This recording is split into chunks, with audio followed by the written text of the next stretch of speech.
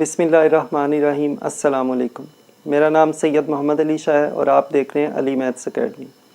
आज हम 10th class का लेक्चर नंबर 4 स्टार्ट करेंगे। इसमें क्वेश्चन नंबर 2 के फर्स्ट 3 पार्ट्स हमने लास्ट लेक्चर में सॉल्व कर लिए थे, जिनको हमने फैक्टराइजेशन मेथड से सॉल्व किया था। आज हम इस क्वेश्चन का पार्ट नंबर 4 जो है वहाँ से स्टार्ट करेंगे।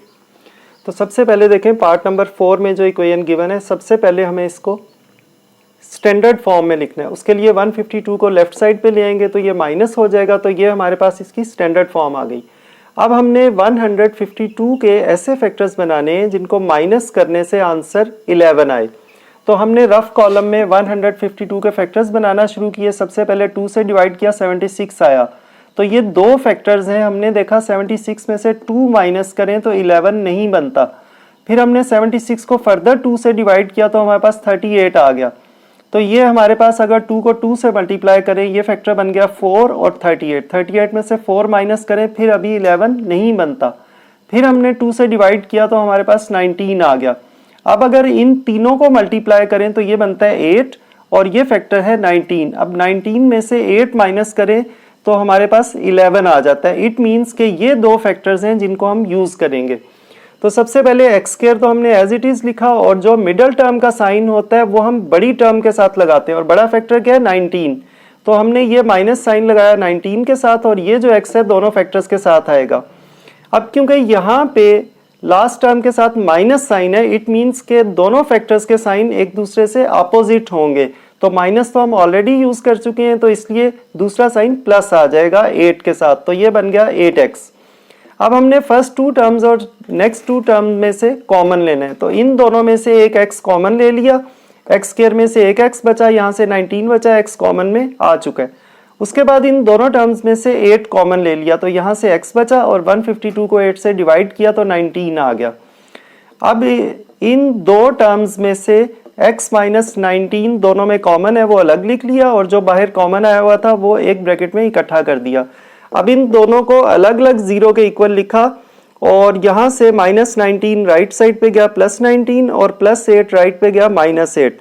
तो हमारा सोल्यूशन सेट आ गया, जो x की दो वैल्यूज आई 19 एंड माइनस 8। उसके बाद देखें क्वेश्चन नंबर 2 का पार्ट 5। ये बिल्कुल क्वेश्चन 1 की तरह हम इसको पहले स्टैंडर्ड फॉर्म में लिखेंगे। उसके लिए क्या किया, ये जो नीचे वाली 3 टर्म्स हैं यानी 12x इंटू एक्स प्लस 1, तो ये हमारा एलसीएम आ गया। तो इस एलसीएम को हमने फर्स्ट टर्म से मल्टीप्लाई किया, फिर इसी एलसीएम को सेकंड टर्म से मल्टीप्लाई किया, और फिर इसी एलसीएम को हमने थर्ड टर्म से भी मल्टीप्लाई कर दिया। उसके बाद इनकी कटिंग की, जो टर्म्स बाकी बची वो हमने लिख ली। इन दोनों की कटिंग हुई, 12x और x बाकी बचा, ये लिख लिया। यहाँ से 12 कैंसिल हो गया तो 25x और साथ में x प्लस 1 बचा। अब हम इनको फर्दर मल्टीप्लाई करेंगे, x प्लस 1 को x प्लस 1 से मल्टीप्लाई कर दिया, और 12x को x से किया, 12x स्क्वायर आ गया। यहाँ पे 25x को पहले x से मल्टीप्लाई किया, फिर 25x को 1 से मल्टीप्लाई कर दिया। अब ब्रैकेट्स ओपन करेंगे, 12 को इन चारों टर्म्स से मल्टीप्लाई कर देंगे।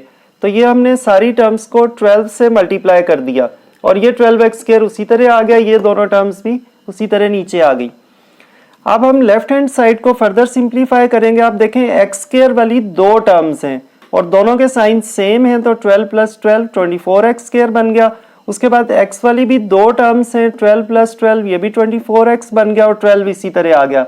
राइट साइड बिल्कुल वैसे ही लिख देंगे। उसके बाद देखें यहाँ पे लेफ्ट साइड पे 24x स्क्वायर है और राइट साइड पे 25x स्क्वायर है। 25x स्क्वायर जो है ये ग्रेटर टर्म है और ये स्मॉलर है, तो ये दोनों टर्म्स जो है राइट साइड वाली ये हम इसी तरह लिखेंगे, और इन तीनों टर्म्स को जो लेफ्ट साइड पे है इनको राइट साइड पे शिफ्ट कर देंगे। इन तीनों के साइन चेंज हो जाएंगे, और लेफ्ट साइड पे कुछ नहीं बचा, 0, तो वो 0 हमने राइट साइड पे लिख दिया।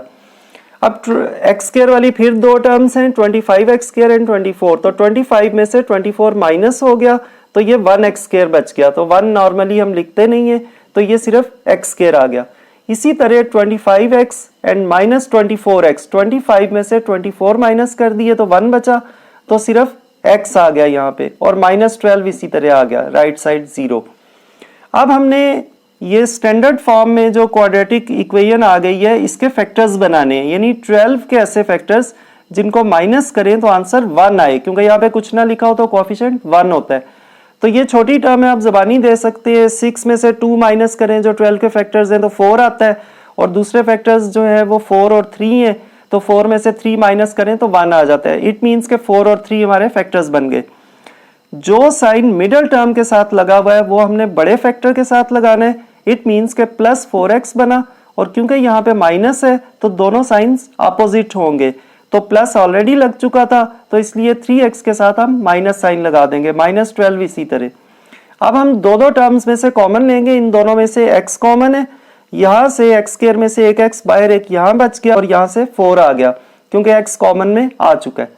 उसके बाद -3 इनमें से कॉमन ले लिया, यहाँ पे x आ गया। जब माइनस ब्रैकेट के बाहर आए तो अंदर वाला साइन चेंज हो जाता है, तो ये माइनस से प्लस हो गया और 12 की 3 से कटिंग की 4 आ गया।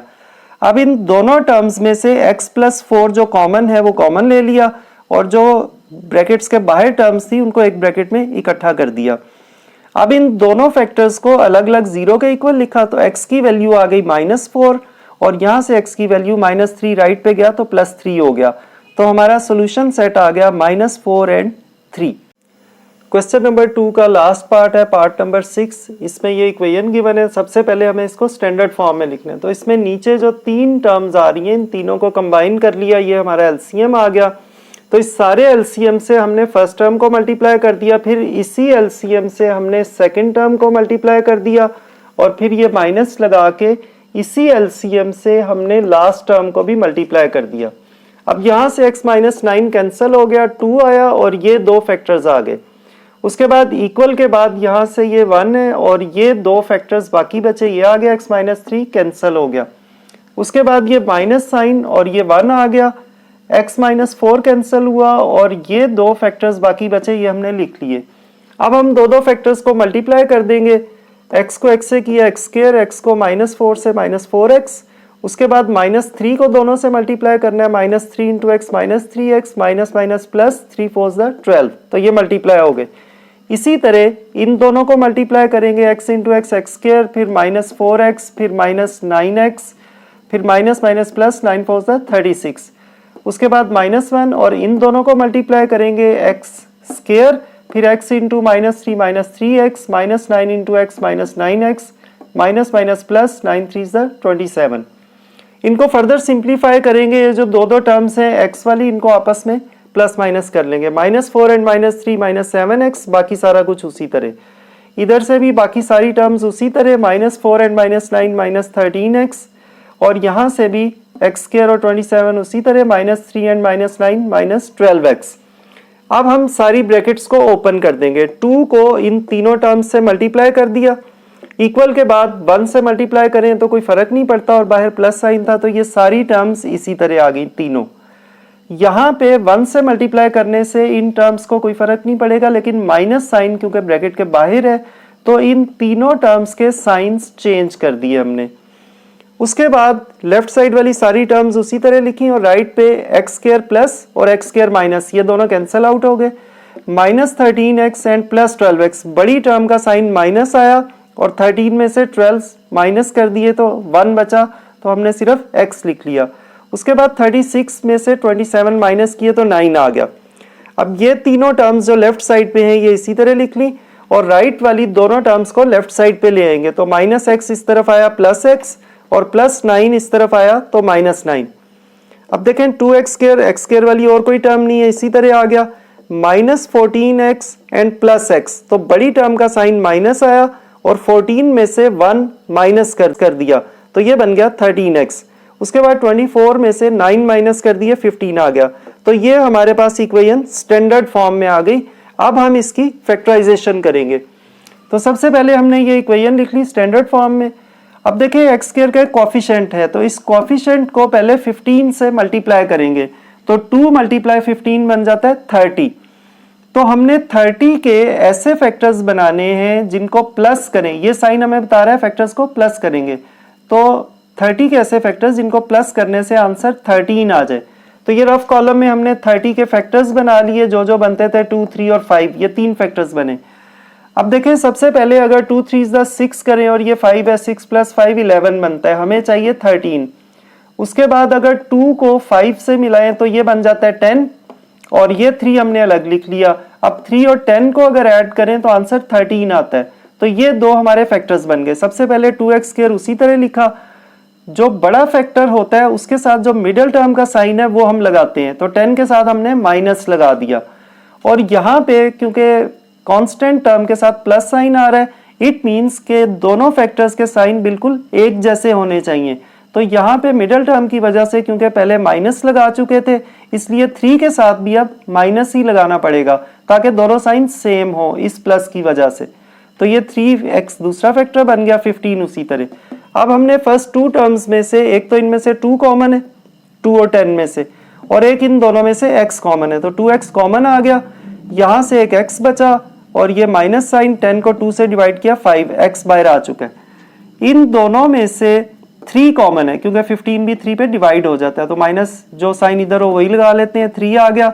यहाँ से x बचा, ब्रैकेट के बाहर क्योंकि माइनस आया है तो ये साइन चेंज होके ब्रैकेट के अंदर माइनस बन गया। तो x माइनस 5 दोनों में से कॉमन ले लिया, ये 2x और माइनस 3 इसका एक फैक्टर बन गया।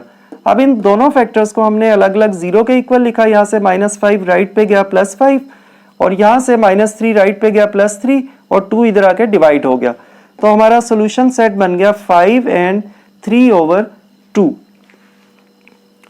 स्टूडेंट्स, उम्मीद है कि आपको फैक्टराइजेशन जो कि आप पिछली क्लासेस में भी कर चुके हैं, अब 10th क्लास में मैंने उसको ज़रा मज़ीद डिटेल में आपको समझा दिया है, तो आपको ये अच्छी तरह क्लियर हो गया होगा। अल्लाह ताला मुझे और आप सब लोगों को उस इम्तिहान में अच्छे नंबरों से कामयाब करे जिसके लिए हमें इस दुनिया में भेजा गया। अपना और अपने इर्द गिर्द लोगों का बहुत ख्याल रखिएगा। अल्लाह हाफ़िज़।